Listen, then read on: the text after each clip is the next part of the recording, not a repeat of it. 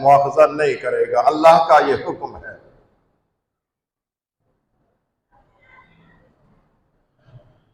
मेरे भाइयों, हमारी बिलउमूम ये आदत है,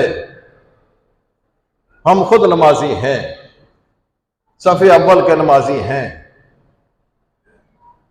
जब अजान हमारे कानों में आती है, हम फौरन उठकर चले आते हैं। हमारे पास वाली चारपाई पर हमारा बच्चा सोया हुआ है, बच्ची सोई हुई है, अहलिया सोई हुई है। हक ये है कि जब आप उठें, उनको भी उठाएं, इस नमाज की तलकीन करें, नमाज पढ़ने के बारे में कहें।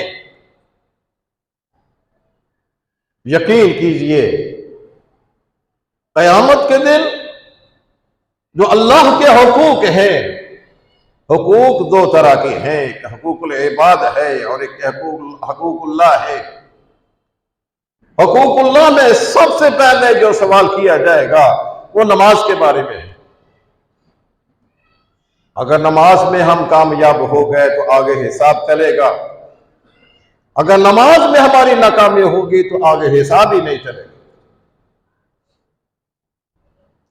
इससे हमारी कामयाबी और नाकामी को मदार बनाया गया है।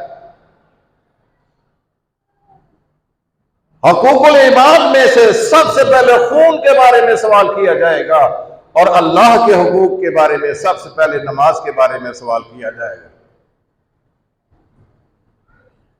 नमाज की पाबंदी कीजिए, अपने घर वालों को नमाज की पाबंदी कराइए, अपने बच्चों को नमाज के बारे में कहते रहिए।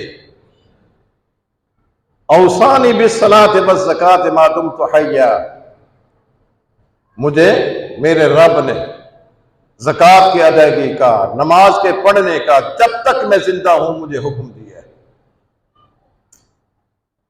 कुरान करीम का कोई सफ़ा आपको ऐसा नजर नहीं आएगा जिस पर अल्लाह ताला ने इस नमाज के बारे में हुक्म ना दिया, नमाज के बारे में तलकीन ना की हो। मेरे भाइयों, नमाज के मुतल्लक सुस्ती ना कीजिए। नमाज एक ऐसा अहम फरीजा है कि क़यामत के दिन कामयाबी और नाकामी का सेहरा इस पर है। और जैसा कि मैंने पहले अर्ज किया है, जन्नत वाले जब जहन्नम वालों से पूछेंगे मा सलकाकुम फी सकर, भाई तुम्हें इस भड़कती हुई आग में किस चीज ने डाला है, तुम्हारा क्या जुर्म था जिसकी बिना पर अल्लाह ने तुम्हें यहां भेजा है। उनका यही जवाब लम नकु मिनल मुसल्लीन। आगे भी कुछ जुर्मों का बयान किया गया है, लेकिन पहला जवाब यह है कि लम नकु मिनल मुसल्लीन। नमाज माफ नहीं है इस सूरत में कि आपकी अकल जवाब दे जाए, आप दीवाना हो जाए, मजनून हो जाए, अपने इरादे और आज़म को खो बैठे। उस वक्त इस्लाम के दीगर शराए वो भी साकित हो जाते हैं, नमाज भी साकित है। जब तक आपके होश व हवास कायम हैं, जब तक आप नफे नुकसान के बारे में गौर व फिक्र करने के काबिल हैं, नमाज आपको माफ नहीं है। नमाज मुख्तसर तो हो सकती है, आप सफर में हैं, जोहर की 2 रकात पढ़ लें, असर की 2 रकात पढ़ लें, इशा की 2 रकात पढ़ लें। आप खड़े नहीं हो सकते हैं, बीमार हैं, आप बैठकर नमाज पढ़ लें। आप बैठकर नमाज नहीं पढ़ सकते हैं, आप लेटकर नमाज पढ़ लें।